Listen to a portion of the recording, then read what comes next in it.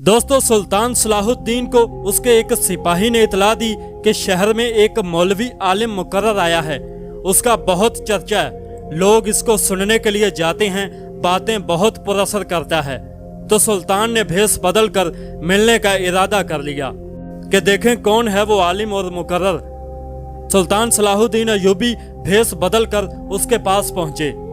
उसका बयान खत्म होने के बाद सुल्तान ने पूछा कि बैतुल मक़दस मुसलमानों से फतह क्यों नहीं हो रहा, क्या वजह है? तो उस आलिम ने जवाब दिया कि दुआ मांगते रहो, बैतुल मक़दस फतह हो जाएगा।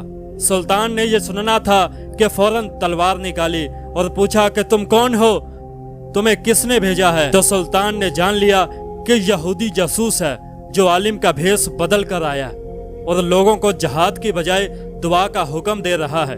तो सुल्तान ने इसका सर कलम कर दिया।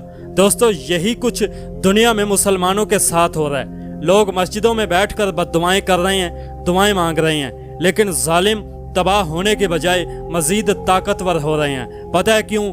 क्योंकि हमने अमली जदोजहद को छोड़कर सिर्फ दुआओं पर ही इक्तफा किया हुआ है। अगर सिर्फ दुआओं से ही जुल्म टलते तो ग़ज़वा बदर, खंदक, ओहद और करबला का मैदान न सजता।